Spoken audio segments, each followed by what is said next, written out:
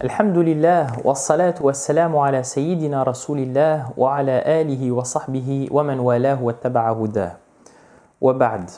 Un événement majeur dans la vie du prophète alayhi salatu wa salam fut ce qu'on appelait al-Isra ou al-Mi'raj. Al-Isra qui était le voyage nocturne du prophète alayhi salatu wa salam de la Mecque vers Jérusalem, et puis al-Mi'raj qui était l'ascension prophétique sallallahu wa sallam wa baraka alayhi. Alors il y a évidemment des divergences. Est-ce que le prophète alayhi salatu wa salam a commencé par l'Isra et puis par le Mi'raj, ou a commencé par le Mi'raj et puis par l'Isra? Tout cela ne nous intéresse pas dans le cadre qui est le nôtre, et nous nous plongeons dans cette poésie de l'Habib Omar qui indique أسرى به المولى وصلى خلفه الرسل وشاهد برزخا وجنانا عرج الحبيب إلى السماوات العلى والعرش والكرسي رأى مولانا. Et donc le Seigneur l'a transformé pour le voyage nocturne et ont prié sur lui les prophètes. Il a pu voir la vie intermédiaire entre le bas monde et le delà et les paradis. Le bien-aimé a fait son ascension vers les hauts cieux, vers le trône, la chaise, pour voir notre Seigneur.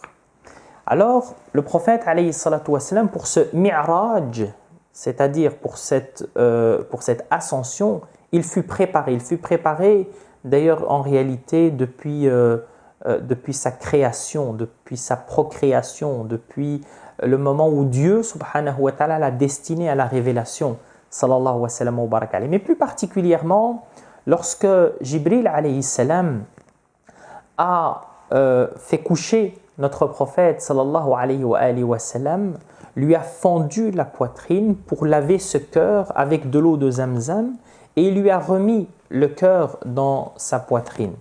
Certaines traditions mettent en évidence que notre prophète alayhi salatu wa sallam, il lui fut retiré quelque chose du cœur. C'est comme ça que certains le traduisent. En réalité, il fut ajouté quelque chose au prophète alayhi salatu wa sallam, c'est-à-dire une forme d'obscurité qui fut implémenté dans son cœur, sallallahu alayhi wa sallam, afin que le jour du jugement dernier, il ne puisse pas demander l'intercession pour Iblis, puisque le prophète alayhi salatu wa sallam est tellement, à l'image du Seigneur exalté soit-il, il est tellement clément, tellement miséricordieux vers toute la créature, pas seulement les musulmans, puisqu'il est rahmatun lil alamin wa ma arsalnaka illa rahmatan lil alamin, nous ne t'avons envoyé que comme miséricorde pour l'humanité. Et donc Dieu subhanahu wa ta'ala, ne souhaitant pas que le prophète alayhi salatu wa sallam puisse intervenir pour Iblis, pour Satan, eh bien il lui implémente justement cette couche d'obscurité dans son cœur, afin que le jour du jugement dernier, il ne pense pas à lui, afin qu'il ne soit pas dans sa vision, sallallahu wa sallam wa baraka alayhi, puisque Dieu subhanahu wa ta'ala reste bien évidemment souverain, et Dieu subhanahu wa ta'ala ne souhaite pas décevoir notre prophète alayhi afdalu salati wa salam. Et donc ce prophète alayhi salatu wa salam fut préparé par le Seigneur exalté soit-il pour ce voyage nocturne, pour la rencontre finalement de Dieu exalté soit-il, et évidemment dans l'intermédiaire, mais cela a été dit précédemment, notre prophète alayhi salatu wassalam a rencontré l'ensemble des prophètes et des messagers et toute une série de saints, de rapprochés, d'alliés du Seigneur exalté soit-il, puisque finalement, pour pouvoir se rapprocher de Dieu, il faut se rapprocher de ses amis, il faut se rapprocher de ses alliés. Le second épisode majeur de la vie du prophète alayhi salatu wassalam fut l'émigration, al-hijra. Al-Habib Omar en dit وَالْإِذْنُ بِالْهِجْرَةِ جَاءَ لِيَثْرِبٍ فَبِهِ ازْدَهَى الْبَلَدُ الْكَرِيمُ وَزَانَ فَأَقَامَ عَشْرًا دَاعِيًا وَمُجَاهِدًا وَصَحَابُهُ كَانُوا لَهُ أَعْوَانًا. La permission pour émigrer vers Yathrib, Médine, est tombée. Pour cela, la noble ville s'est euphorisée et embellie. Il y a vécu 10 années en tant que prédicateur prêt au sacrifice, et ses compagnons étaient à son service dans cette tâche. Et donc c'est un événement évidemment majeur, et c'est la raison pour laquelle les compagnons ont choisi cette date pour placer le calendrier musulman. Donc c'est le 0 du calendrier musulman. C'est donc une date importante. Et en allant vers Médine, évidemment cette ville s'est complètement bouleversée, elle fut illuminée. C'est la raison pour laquelle on l'appelle El-Medinatul Munawwara, c'est la Médine illuminée. Alors elle est illuminée, c'est les compagnons qui en témoignent. Anas ibn Malik par exemple nous dit, lorsque le prophète est arrivé, Médine fut illuminée de la manière la plus parfaite. Et au moment où il a quitté ce bas monde pour rejoindre le Seigneur, elle est devenue sombre. Lorsqu'on dit ça aux gens qui ont eu l'énorme chance d'aller à Médine, ils nous disent mais non, Médine est illuminée. Elle est illuminée en fait, la lumière de Médine que nous trouvons aujourd'hui n'est que le reflet de cette lumière que le prophète alayhi salatu wassalam y a laissée. C'est-à-dire qu'à l'époque du prophète alayhi salatu wassalam, elle était encore plus illuminée. Et les compagnons du prophète alayhi salatu wassalam de Médine l'ont suivi, et ceux de Médine, on les appelait al-Ansar, c'est-à-dire qu'ils se sont littéralement mis au service du prophète alayhi salatu wassalam pour soutenir la da'wah. Et c'est la caractéristique principale de ces Ansar. Et le prophète alayhi salatu wassalam leur enseigne que eh bien, ce sont des gens particuliers, puisque dans la difficulté, ils sont nombreux, et pour les honneurs, ils sont peu. C'est-à-dire qu'ils n'aiment pas les honneurs.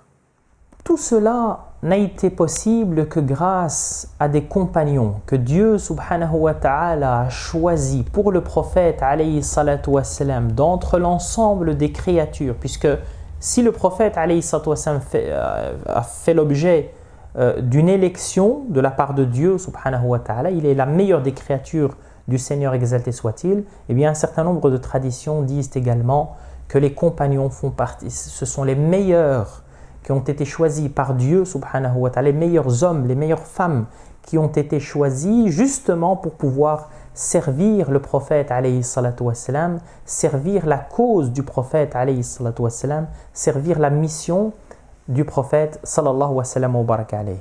Et le Habib Omar dit à ce sujet لا يرفعون إذا أتى أصواتهم, pour décrire ses compagnons, لا يرفعون إذا أتى أصواتهم بل لا يحدون البصر إمعانا قدرا وتعظيما لشأن محمد إذ قد تلوا في فضله قرآنا.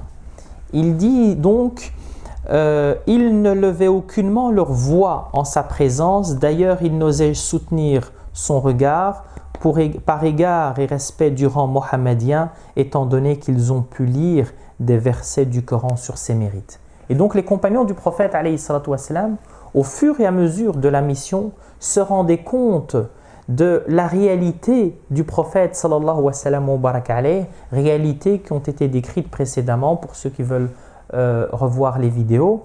Et finalement, ils se rendaient compte de cela, c'est-à-dire que chaque fois que leur foi se développait, elle agrandissait, était plus profonde, eh bien, ils apprenaient à mieux connaître le prophète alayhi salatu wassalam, ce qui amenait à plus de respect vis-à-vis de ce prophète sallallahu wa sallam wa baraka alayhi.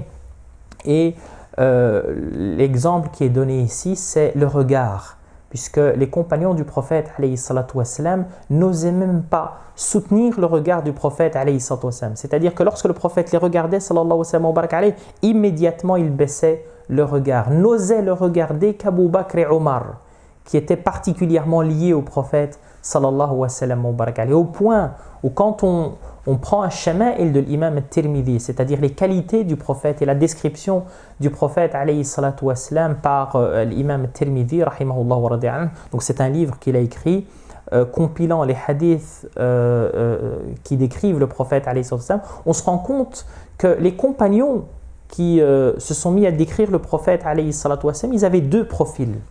Premier profil, ce sont des gens qui ont connu le prophète avant la révélation sallallahu wa sallam wa baraka alayhi. Deuxième profil, c'était des tout jeunes compagnons qui, eux, osaient regarder le prophète sallallahu wa sallam wa baraka alayhi, étant donné, évidemment, qu'il y avait cette admiration, mais il y avait cette folie de la jeunesse qui les poussait à justement aller plus facilement vers le prophète, alayhi salam, ce qui finalement était une bonne chose.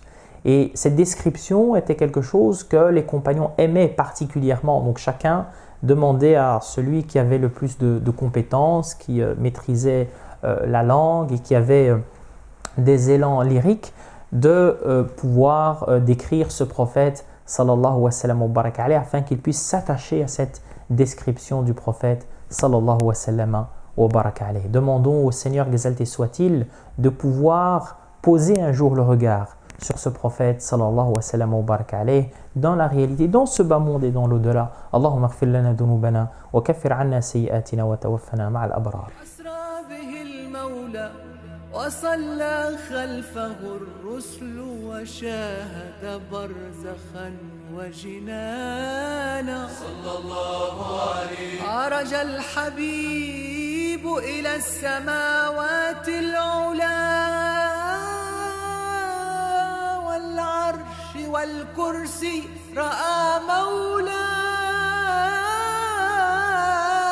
صلى الله عليه والإذن بالهجرة جاء ليثرب فبه ازدهى البلد الكريم وزاد